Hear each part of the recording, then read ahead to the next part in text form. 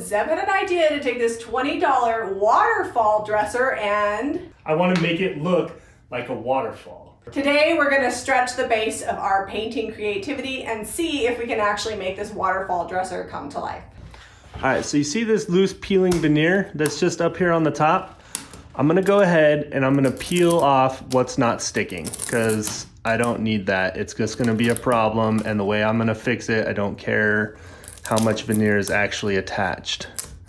So just get all the loose stuff off so you're not having any issues later. Look at that, it's gonna peel all the way up. The old glue is just not holding it down, or it's had some water on it, some sort of damage. Now, if it all peeled off this easy, I would just remove all of the veneer, but some of it is still glued down really, really well, and I would be hours trying to get all of this sanded and peeled off. This is where our friend all-purpose Bondo putty comes in, and it's super handy. It's a really strong, durable repair. It's a two-part chemical, so you're gonna wanna use a respirator or use it in a well-ventilated area, open some windows up, get the air moving.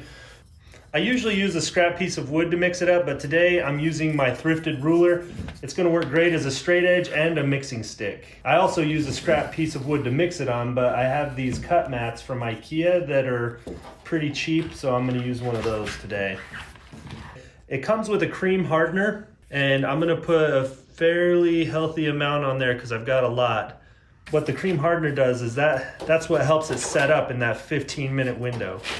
I recommend wearing gloves or being careful not to get it on your hands because this stuff does stick really, really well.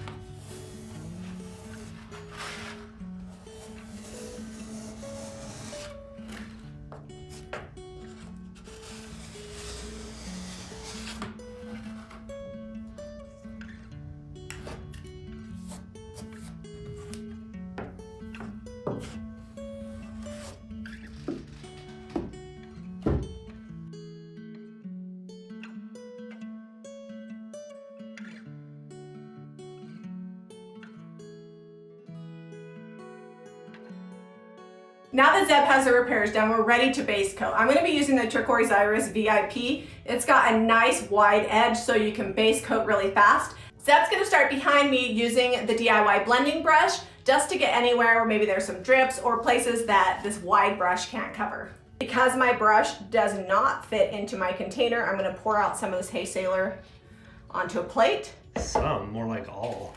Well, this is a big piece. See these areas right here where there's like paint pulling up? You can take your brush, come across, and then pull it down and spread it out. Some of the detail areas Zeb will get with his brush.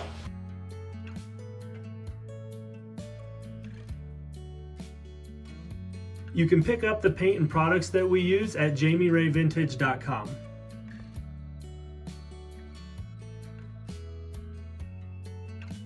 Facebook just got done reminding us that last year we were in Hawaii close to this time, and we saw lots and lots of waterfalls. So that's some of the inspiration for this piece. This is a close second to going to Hawaii. Waterfall Armoire or actual Hawaii, you know, it's how do you compare? It's always a vacation with you. I'm painting with the drawers in because we are gonna have one continuous fluid piece. And when we're done, we will pull them all out, sand the edges neatly, and make it look a lot neater. It's virtually impossible to do a blended piece with a piece of art on it, taking the drawers out. There's no way you could get them to line up. Essentially, this armoire is our canvas. This was missing a couple knobs, and we forgot to put the knobs on before we painted it, so I'm just gonna real quickly put these on and before the paint dries, and then I'll paint back over that spot real fast. We're gonna get our color palette started, and we need a really deep navy blue. Hay Sailor is on the light side as far as navies go, so I'm gonna pour out some on this plate and add some black and mix it till I get a color that I want. I'm gonna mix these colors together to create a really rich, deep navy. I'm gonna show you the difference here. This is the navy that we started with, and that little dollop of black brought it all the way down to this rich deep navy shade. So I'm gonna be starting off with my darker colors first, then we'll blend in some other shades of blue and green, and then we'll come in with the white for the foam of the waterfall. Waterfalls generally start off small and then expand as they go down. So this dark part, I'm probably just gonna bring it across here and then down, swooping that way, and I can always adjust it as needed. Okay, so the waterfall strokes are going to come straight down. The pool of water is down on the bottom of the piece, and so that's why we're gonna take our strokes and bring them horizontal, so that way we create the illusion of the puddling and then going across in the pond or pool or whatever it is. The next color I'm bringing in is Mermaid Tail. It's a really beautiful like turquoisey teal color, and I'm probably gonna cover most of this middle area and down on the bottom because we're gonna pull this color through when we add the whites, the other shades of blue, and the green. It does not take a ton of paint when you're working on a piece like this, so just keep that in mind because otherwise it'll get too thick and it makes it hard to blend.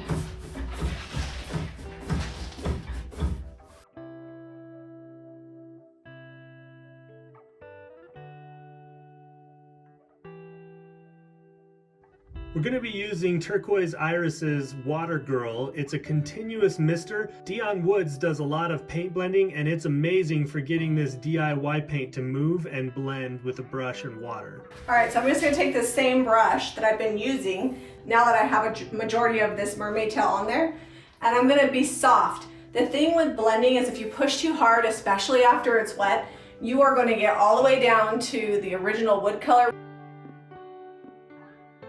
Where it's super dry. There we go. Yeah. And if you have a hard time working on this large of a piece all at once, then do a small area and work your way over. You'll know that you've got the right amount of water when it's not dripping, but you're feeling your brush able to just glide across without getting stuck. I have Monet's Garden and White Swan. I'm just gonna add a titch of the White Swan to lighten this up a little bit. And you can see there's not much left in here, so rather than do a plate, I'll just mix it up in the container. Oop. Just a little bit. You can always add more. I would leave it kind of blendy like that. Okay. Like don't mix it all the way up. Okay. There you go. Oh, you got a lot of that white. Okay, that's going too much. Get some on this side too.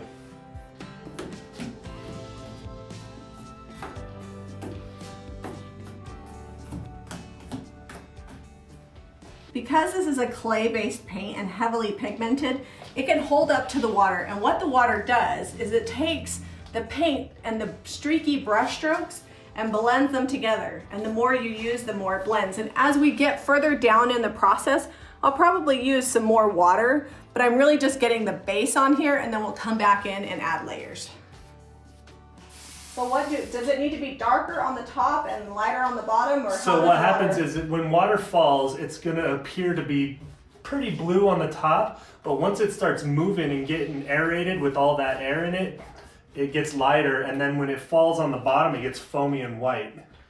Okay, can you give me some water up there? I'm gonna try to blend that all the way across there, thanks.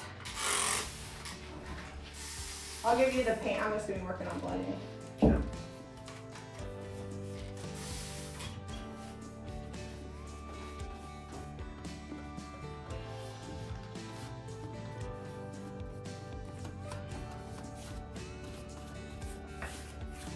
Need more water.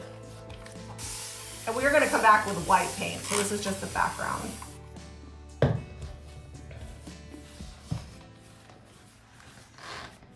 Standing back a little bit, it's actually starting to look like a waterfall. If it looks streaky, then it's not blended enough, like right here. I just need to blend some more. So the White Swan, and I'm gonna kind of start with a drier brush because we got a lot of water on here, and we'll see where that goes because you don't want to overwhelm it. You want it to be lighter, but not so much right at first. You want to be able to add those layers in as you go.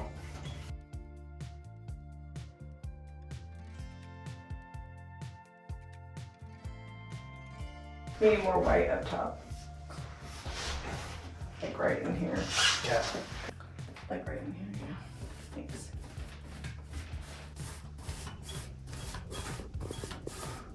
So where the water's splashing back up, we're coming back in, and because water doesn't blend, it splatters, right? So you're just gonna come in and give it some texture. All right, now it's time to hose it down and really let it blend. I don't know if we have enough water in here. I know where to get more water.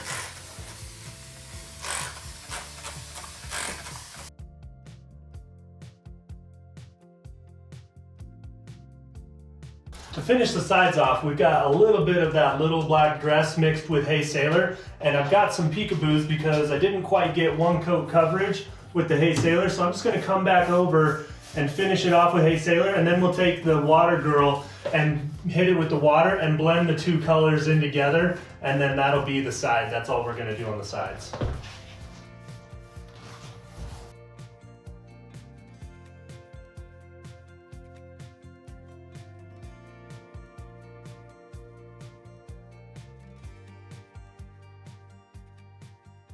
So when it comes to paint blending, Zeb is the obvious choice to be painting the top of this Waterfall Armoire. I was calling it a dresser, but it really is an armoire. See how I kind of just did like 3 streaks right here? And then I'm gonna carry it back so it doesn't mess with what we've got going on the front. 3 become 1. Yeah.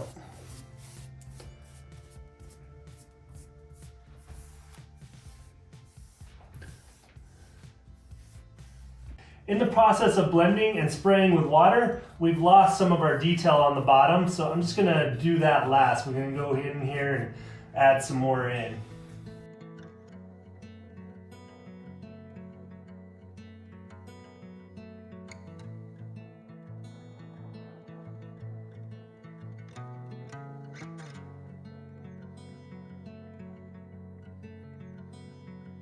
I have a JRV number 20 stencil brush, and I've just very lightly dipped it here in the mint chip, and wish me luck. Can't go back from here. Just flicking it.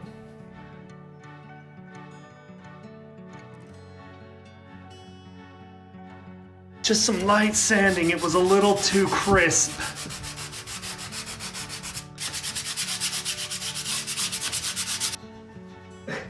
You got enough? Well, DIY clear wax. It's creamy and really good and goes on easy. we're just gonna give it a good coat of clear wax, and then we'll come back with some white wax where we already have the white and soften our brush strokes a little bit using the wax for shading. We have some white wax leftovers, so we're gonna go ahead and wipe some of it off so it doesn't completely distort our colors because we had white wax on our brushes.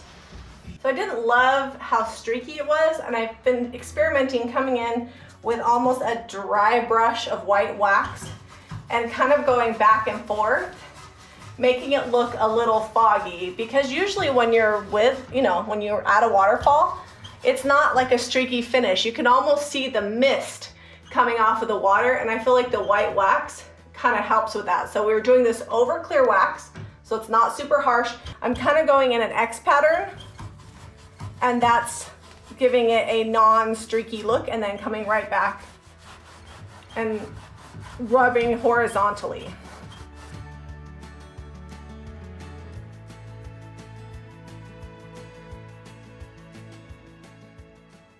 So the veneer damage is gone, right? But we painted a waterfall on a Waterfall Armoire. I don't know why that's so funny to you. I know, it's punny. And it's also really fine artsy, which makes it fartsy. So there you go. If you guys want to achieve a similar look, or you love paint blending, make sure you're hitting up JamiRayVintage.com. We carry all the paint and products you need to create this and many other paint looks. Be sure to give us a thumbs up and subscribe to Jami Ray Vintage for more DIY.